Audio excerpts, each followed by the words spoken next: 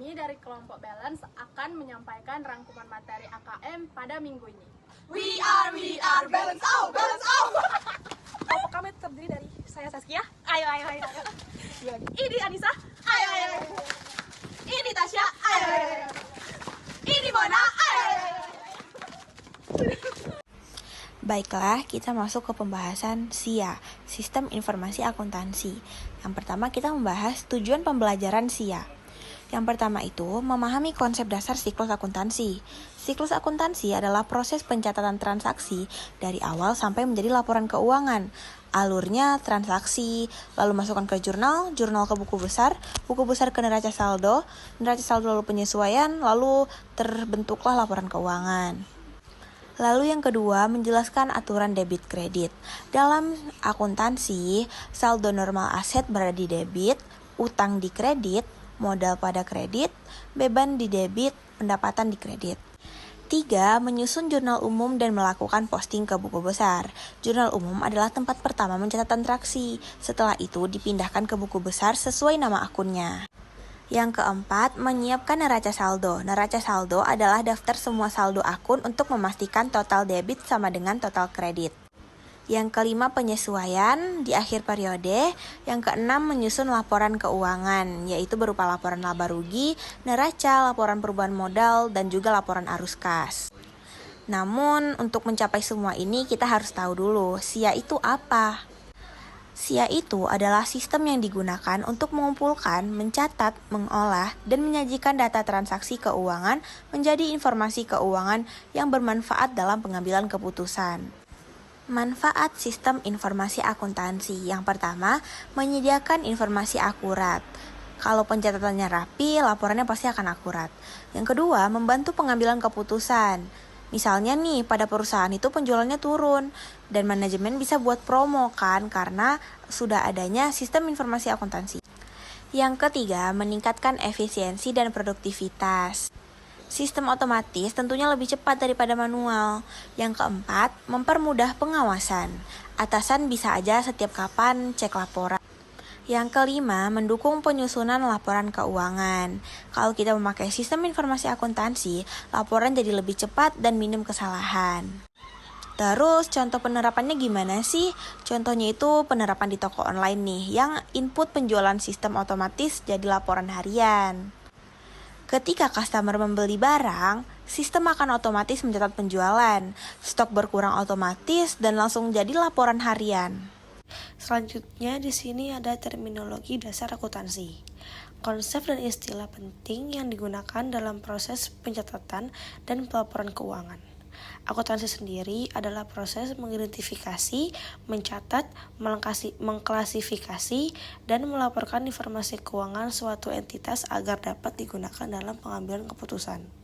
Dalam akuntansi, terdapat beberapa istilah utama, seperti aset yang merupakan sumber daya atau harta yang dimiliki perusahaan, liabilitas yaitu kewajiban atau utang kepada pihak lain, serta ekuitas yang merupakan hak pemilik atas aset setelah dikurangi liabilitas.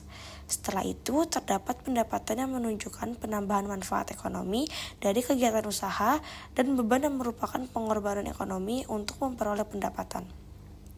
Keseluruhan unsur ini dirangkum dalam persamaan dasar akuntansi, yaitu aset sama dengan liabilitas ditambah ekuitas.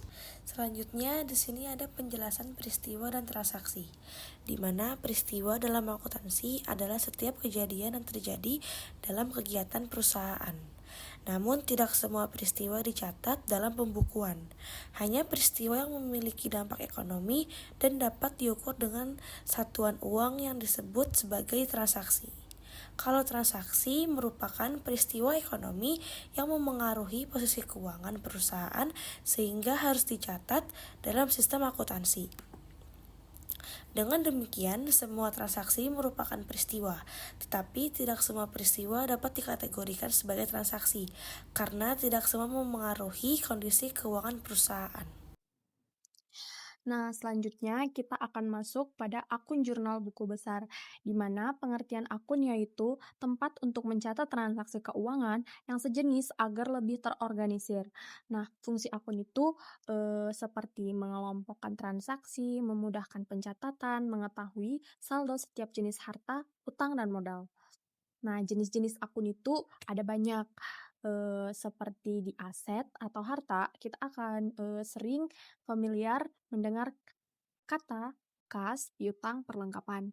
Di bagian liabilitas ada utang usaha, utang bank, di bagian ekuitas sendiri ada modal pemilik, di bagian pendapatan ada pendapatan jasa, di bagian beban ada beban gaji, beban listrik, beban utilitas, dan masih banyak beban lainnya.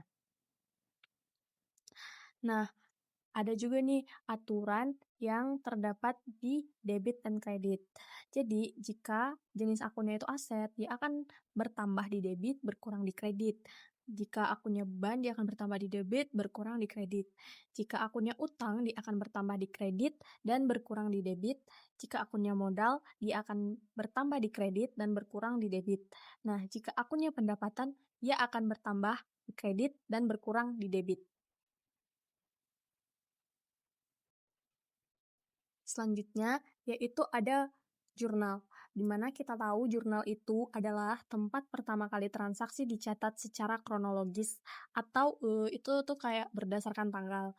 Nah, fungsi jurnal sendiri itu untuk mencatat transaksi secara urut, menganalisis transaksi atau debit kreditnya, dan menjadi dasar pemindahan ke buku besar. Sedangkan pengertian buku besar sendiri adalah kumpulan akun-akun yang sudah dipadukan atau diposting dari jurnal.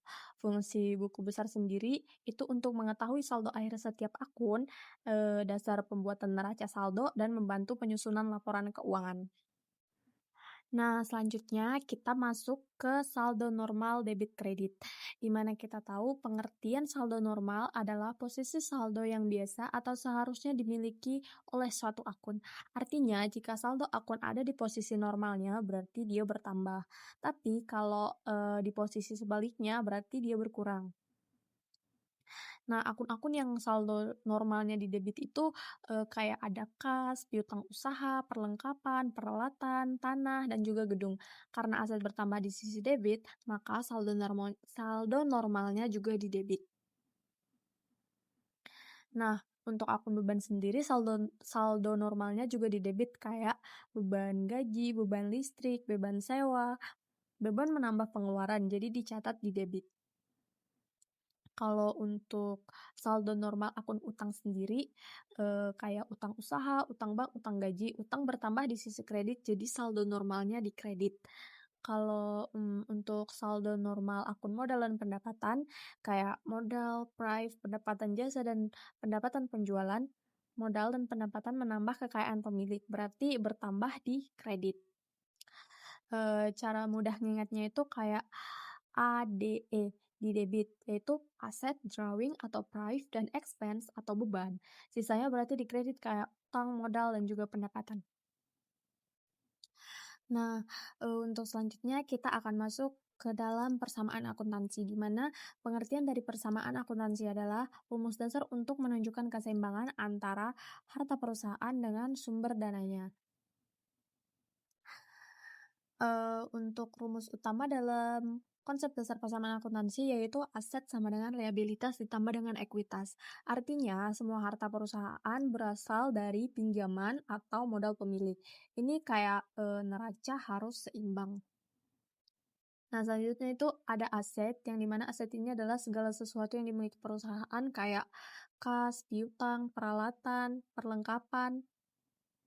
Biasanya ini saldo normalnya ada di debit. Sedangkan untuk liabilitas sendiri kayak utang usaha, utang bank, utang gaji, saldo normalnya di kredit.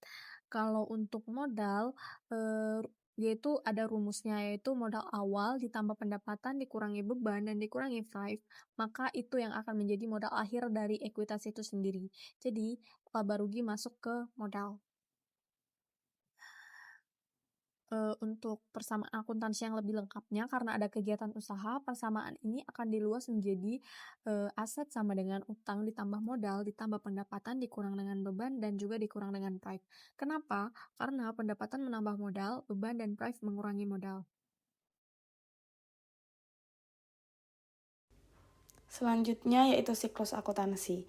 Yang pertama jurnal, yaitu tempat pertama kali semua transaksi dicatat. Setiap ada kegiatan seperti menerima uang, membayar beban, membeli perlengkapan atau menjual jasa, semuanya dicatat secara urut berdasarkan tanggal dalam bentuk debit dan kredit.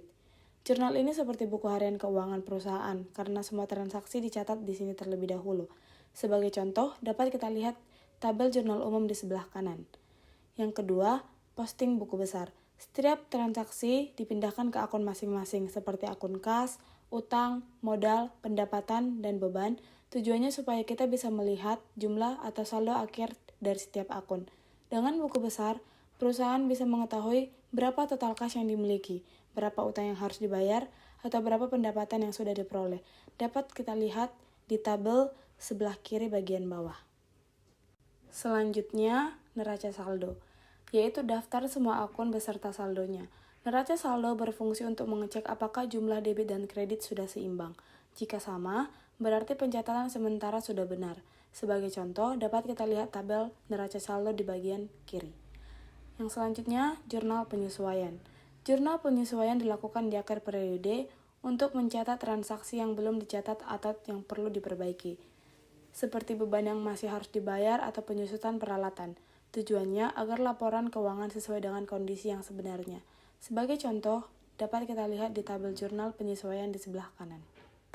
Setelah jurnal penyesuaian, selanjutnya neraca saldo setelah penyesuaian. Dalam neraca setelah penyesuaian, isinya terdapat semua akun yang ada di neraca saldo ditambah dengan akun yang ada di jurnal penyesuaian. Saldo setiap akun diambil dari neraca saldo, lalu ditambah atau dikurang dari jurnal penyesuaian. Sebagai contoh, dapat dilihat di tabel tersebut. Setelah neraca saldo setelah penyesuaian dibuat, langkah selanjutnya adalah membuat laporan keuangan. Laporan keuangan terbagi atas 4. Yang pertama, laporan laba rugi, yaitu laporan yang menunjukkan hasil usaha suatu perusahaan selama satu periode. Laporan ini berisi pendapatan yang dihasilkan oleh perusahaan, beban yang dikeluarkan, dengan hasil akhir apakah perusahaan tersebut mendapatkan laba atau mengalami kerugian. Dapat dilihat dari tabel di sebelah kiri. Yang kedua adalah laporan perubahan ekuitas, yaitu laporan yang menunjukkan perubahan modal pemilik selama satu periode. Modal pemilik dapat bertambah karena laba bertambah atau bertambahnya investasi dari pemilik, dan dapat berkurang apabila perusahaan mengalami kerugian atau adanya penarikan pribadi oleh pemilik.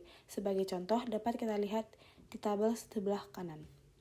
Yang ketiga, laporan posisi keuangan, yaitu laporan yang menunjukkan posisi keuangan perusahaan pada suatu tanggal tertentu. Laporan ini menyajikan posisi aset, liabilitas atau utang, dan ekuitas atau modal. Laporan ini juga menunjukkan keuangan dalam perusahaan harus seimbang, yaitu jumlah aset sama dengan liabilitas ditambah dengan ekuitas. Sebagai contoh dapat kita lihat di tabel. Yang keempat, laporan arus kas. Laporan arus kas menyajikan informasi rinci mengenai penerimaan dan pengeluaran kas dalam suatu periode tertentu. Terdapat 3 aktivitas utama dalam laporan arus kas. Yang pertama, aktivitas operasi, yaitu kegiatan yang berhubungan dengan aktivitas utama perusahaan dalam menghasilkan pendapatan. Yang kedua, aktivitas investasi, yaitu kegiatan yang berhubungan dengan pembelian atau penjualan aset jangka panjang. Dan yang ketiga, aktivitas pendanaan, yaitu kegiatan yang berhubungan dengan sumber modal perusahaan seperti dari mana perusahaan mendapatkan dana dan bagaimana pengembalian dana tersebut. Siklus akuntansi yang terakhir adalah jurnal penutup, yaitu jurnal yang dibuat di akhir periode untuk menutup akun-akun sementara supaya saldonya kembali nol. Dengan jurnal penutup, laba atau rugi yang diperoleh selama satu periode tersebut akan masuk ke modal dan akun pendapatan serta beban kembali nol untuk memulai periode berikutnya. Sebagai contoh dapat kita lihat pada tabel.